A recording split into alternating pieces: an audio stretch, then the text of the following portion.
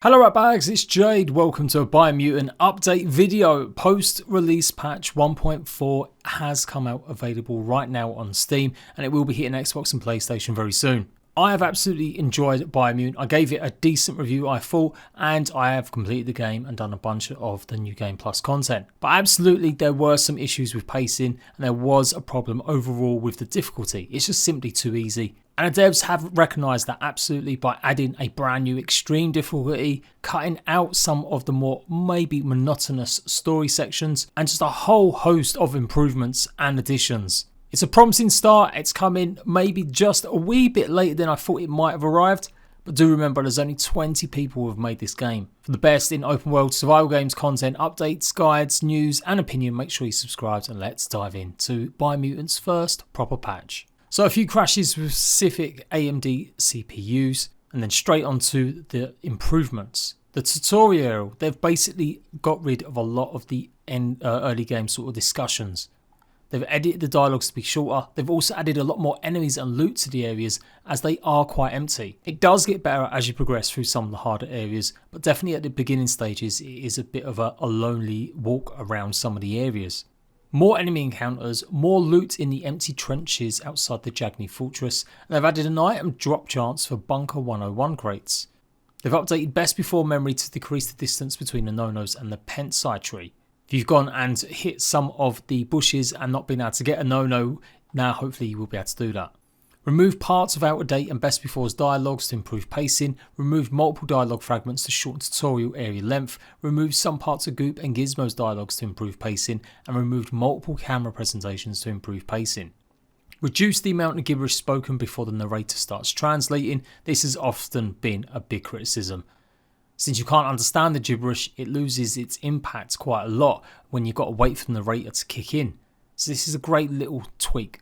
Added dialogue setting toggles for gibberish and narrator, allowing players to select if they want to hear the narrator, the gibberish or both when talking to NPCs. Fixed a issue with the gibberish playing silently or some sort of awkward pause, and they've removed the text delay animation when either gibberish or narration is disabled.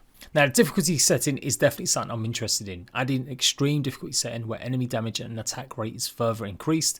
I think I've probably only died 4 or 5 times, maybe in a normal playthrough, and at least maybe 3 of them were down to me falling into a vat of oil or something like that. Fixed difficulty settings not being applied for already spawned enemies. Now this is really interesting. New Game Plus, they've opened up all the class perks for New Game Plus games. When starting a New Game Plus, the game will now be able to unlock perks from all classes. This is definitely something I'm going to try and I'm going to show you guys right now. And here it is, all of the perks unlocked. This is great stuff. I really did feel like maybe I didn't want to have to redo the whole beginning stages of the game just to mess around with some of the other perks and abilities. And now I can grind around the map, complete more missions, get more upgrade points and really take a look at some of these. And maybe even do a guide and showcase every single ability, but in a much quicker time. They're all here, the Saboteur perk, the Sentinel, the Commando, and of course Mercenary as well. So that's really good stuff. You can now mess around with these once you've got a New Game Plus going. They've added a motion blur slider to the settings, fixed camera auto adjust so the player always applies to combat. If turned off, the camera will no longer try to frame enemies while in combat. Yeah, this is a pet peeve of mine. I'll be trying to harvest or gather some sort of resource totem, and it will constantly lock onto an enemy when I just want to hit something for 2 seconds and get the resource first. Depth of field toggle not being applied in dialogues. Now in terms of loot, they've increased the chances that items found have a level requirement close to the player's actual level when found. I have to say, I didn't notice this as much when I pumped loads of points into my loot chances, my loot attribute. But I did start another game and I didn't create that character, I created another one with a lot less loot. And I did find that I was finding more items that were out of reach. You will obviously still find items with higher level, but player level is now taken into account. Remove common item loot drops from high level loot crates. Reduce the amount of healing items that a player will find from crates and defeated enemies. Absolutely, I'm sitting on like over 100 healing items in my inventory. Increase the base damage from melee bodies, handles and add-ons by approximately 5%. Reduce base damage from ranged bodies, muzzles and grips by approximately 5%. Effectively, ranged combat has been just way too OP. Even if you haven't really geared towards, critical hits or anything like that, it's still been far too easy. It has become just an easy way to deal with most enemies rather than mixing it up a bit more with the melee and others. Fixed resistance stats not being applied for crafted gear when adding add-ons, reduced gear add-on resistance and critical chance bonuses. They've ensured that quest reward Diver's helmet will no longer drop as random loot. Removed slots from all protective suits. Boo!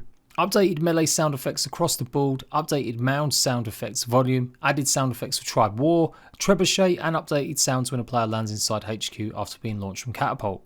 Now combat, fixed issue of normally high damage output due to consumable top mod applying meta damage multiple times during equip and unequip, fixed ability damage not being able to inflict critical hits, reduced Deadeye Sharpshooter perk damage multiplier from 2.0 to 1.25 to ensure that it's comparable to other perks. They've disabled the end of combat slow motion camera for short combat scenarios. Yay! Adjusted angles for combat targets to reduce camera movement in combat, disabled camera lock on at striking characters up in the air, fixed a few cases where air striking would not complete its last attack, and they've adjusted the speed of some enemy grabs. It's now a little bit easier to dodge them.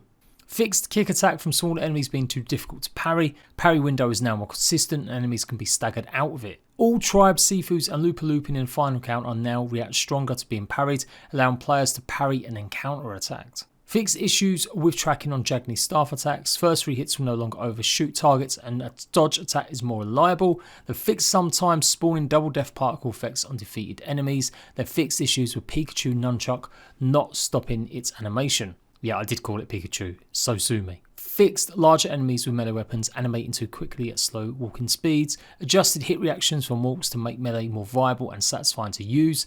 Issues with dodge shooting while reloading, not moving the character have been fixed. Issues with airstrikes sometimes being cancelled have been fixed. Adjusting the range for melee attacks to improve enemy tracking and reduce misses. Fixed issues where melee gap close up would sometimes overshoot.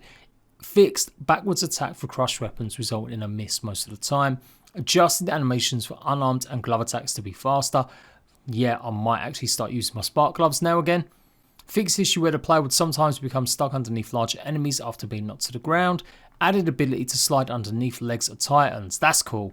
Fixed issue where the player would sometimes get stuck in an enemy after a vault or leg slide move, and issues where you'd sometimes get stuck in an enemy after airstrike. Sound improvements to successful parries and rumbles, and the airstrike when you used it, you wasn't launching enemies very far has been fixed. Fixed the aiming for jumbo puff when throwing rocks. Now for quests and achievements, they fixed the bug where it wasn't showing 100% completion, so that should hopefully be doing it now. You should be able to get 100% through one single completion. Back to the Roots quest sometimes not being completed. Yep, I've had that one. I've been capturing the no-nos or whatever, bring them back, and it just didn't finish off the third or the fourth one, I should say. Adjusted Tribe War flow to be more robust. Fixed the Old World Gadgets trophy correctly unlocking after finding Old World Gadgets. Crash, lots of crashes obviously using telekinesis. Now this is interesting, new interface, new weapon Wong Fu is now only unlocked when their player has crafted a new weapon instead of being unlocked when looting an individual component. Added correct fast travel lots message when attempting to fast travel while climbing a ladder or falling. The Mercenary DLC indicator has been added to the main menu. They've added dark backdrop to QTE prompts to improve readability on lighter backgrounds, and they've removed the comic book effects to ensure that the counter QTE prompt is visible. They've reversed hypoxia warning percent value to be consistent with other zones, and it added fading to enemies and friendly markers at 30 mm distance to reduce HUD clutter. Now they've removed several area objectives from Suburbia as they are tied to the Mood quest and could cause confusion. Absolutely, I felt like that. I've gone through that area and I was just a little bit lost, confused. It's such a big winding area and there was a few things I had to do and it just, yeah, I was just a bit off. Replaced a couple of NPC tasks that didn't work as intended. They've added missing no rain volume to the sewer entrance at oil fields to prevent indoor rain effects. The Subnautica station is now fully covered by correct post-process volume. Improved look for indoor puddles. Issues with falling through the world in Myrad Fortress and Ankati Outpost. Issues where big oil planes were possible to walk on are fixed, and the oil field monsters presentation camera being triggered underground. Oh no, sadness, they've disabled fast travel when jumping from water. I love that, that was my go-to to get out of trouble. Fixed an issue with unspeakable hand Wong Fu causing NPCs to fall through water surfaces instead of drowning. Issues with rockets or NPC explosions on the rockets not working correctly or getting stuck in the air. Adjusted freefall duration needed for mounts to trigger hard landing. Finally, my horses can actually, or mounts, go and jump over like 1mm of air without landing on their face. Fixed attribute check labels in puzzles incorrectly being displayed as loot chance instead of intellect. Fixed infinite jump while using photo mode. Fixed fireflies not spamming narration when caught. Fixed child memories being auto-completed when opening photo mode. Fixed some doors opening after using photo mode. Man, photo mode sounds OP. Fixed smoke from burning villages sometimes being rendered as stripes, and they've fixed the resistance being reset after modifying appearance. They've also adjusted the default camera pitch up a bit so it's not positioned directly behind the player. That is all some good shizzle, a nice chunky big first update. I don't think this game needed absolutely turning around. It hasn't been a shit show like so many games in the past. I feel like technically this game has absolutely been fantastic. I've not experienced many crashes. Yes, some of these bugs absolutely. But overall, I'm pretty pleased with the performance, the look, the way the game come out. Balancing issues were there, the difficulty wasn't there, and story is obviously still something that needs to be worked on. But overall, it's pretty fun exploring the world of Biomutant, and these updates specifically are going to affect and change that massively. Hopefully they'll keep it up, and who knows where they're going to go in future. I have been doing lots of guides for Biomutant. They're not maybe getting the most views because I do normally cover a lot of survival game content. But if you do need some help, go and check some of them out. And yeah, I will be revisiting Biomutant very soon with more guides. So until next time, Ratbags, hope that's been helpful. I'll see you lot later.